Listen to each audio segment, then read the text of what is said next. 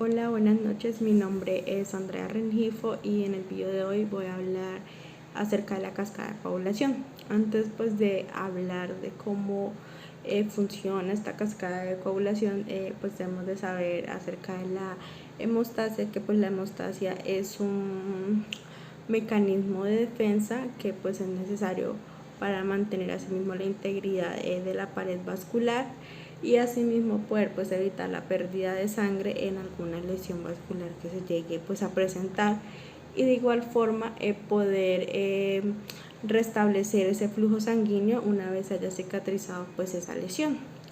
Entonces la hemostasia pues involucra 4 sistemas. Entonces tenemos el vascular, el plaquetario, el de coagulación y el fibrinolítico.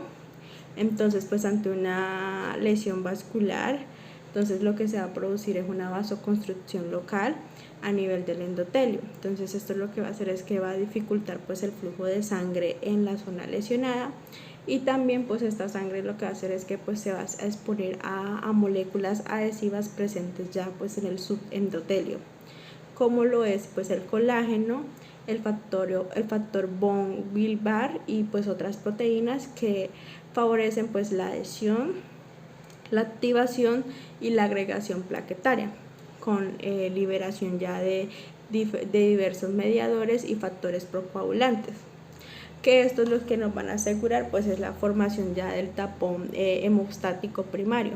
La lesión endotelial va a provocar pues la exposición del factor tisular presente pues en los fibroblastos del subendotelio. Entonces esto lo que va a hacer es que pues va a dar inicio al proceso de coagulación y pues va a lleva pues la formación de la malla de fibrina alrededor pues del tapón plaquetario, que pues junto con otros elementos formes de la sangre y proteínas adhesivas van a conformar pues ya el tapón hemostático secundario o el coágulo de fibrina.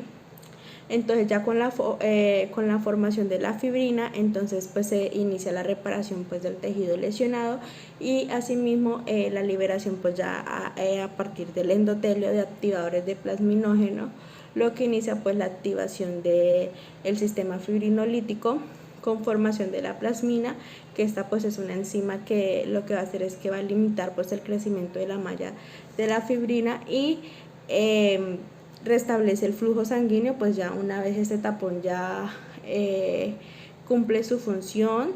Lo que se va a producir pues ya el restablecimiento del flujo sanguíneo y pues evitando asimismo pues la formación de un trombo.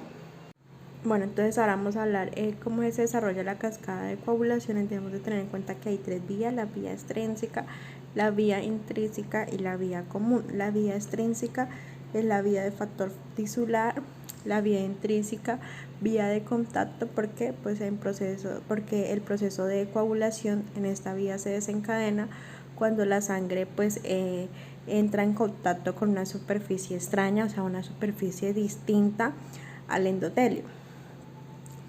Unos laboratorios en la vía extrínseca que para poder hallar esto es el tiempo de protrombina y el INR.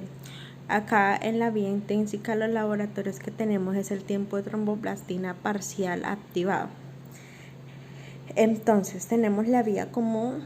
Pues voy a empezar hablando primero pues por la vía común, que pues acá es donde van a llegar las otras 2 vías, que es la vía extrínseca y la vía intrínseca. Entonces llega acá la vía común, que se produce pues el activador de la conversión de la protrombina. Esta protrombina pues va a hacer la conversión a trombina. Esta trombina va a generar pues la conversión a fibrogenosis, y esta fibrogenosis hace la conversión a fibrina. Entonces acá en la fibrina es necesario el factor 13 para poder activar los polímeros de fibrina. Bueno, entonces ahora vamos a hablar de la vía extrínseca, que esta vía extrínseca inicia con el factor tisular 3. Este factor 3 va a activar el factor 7. Este factor 7A va a activar el factor 10. Acá en el factor 10 es necesario la unión de calcio para poder activar el factor 10. Y acá en el factor 10 es importante la unión de calcio, fosfolípidos y principalmente del factor 5A para poder hacer la activación de la protrombina, o sea, que se produzca esa conversión de la protrombina. Bueno, entonces ahora vamos a hablar de la vía intrínseca. Entonces la vía intrínseca inicia con la activación del factor 12. Ese factor 12 nos va a activar el factor 11. Acá para poder hacer la activación del factor 9 es necesario la unión de calcio. Entonces el factor 11 más la unión de calcio va a activar el factor 9. Ya acá este factor 9 nos va a activar este factor 8. Y este factor 8 nos va a activar el factor 10. Acá es muy importante el complejo de factor 8, donde es muy importante acá la unión del factor 8A, 9A de calcio y fosfolípidos para poder que se lleve a cabo la conversión de la protrombina. Bueno, entonces ahora vamos a hablar de los anticoagulantes, que los anticoagulantes son fármacos que nos impiden la coagulación de la sangre. Eso quiere decir que nos van a impedir la formación de coágulos, o ya si ya se encuentra la presencia ya se han formado estos coágulos, nos pueden impedir el crecimiento y también nos pueden favorecer la disolución pues de estos coágulos. Bueno, entonces ahora vamos a hablar de la clasificación. Entonces tenemos los parenterales y los orales. Los parenterales se subdividen en dos grupos, en dos amplios grupos. Tenemos los indirectos, que los indirectos son aquellos que dependen de la presencia de atitropina. Entonces acá encontramos la heparina no fraccionada, la heparina de bajo peso molecular. En la heparina de bajo peso molecular vamos a encontrar la enoxaparina, la deltaparina, la demiparina y la nodraparina. También encontramos otro subgrupo que son los inhibidores del factor 10. Entonces vamos a encontrar la fondaparinus y la hidraparinus.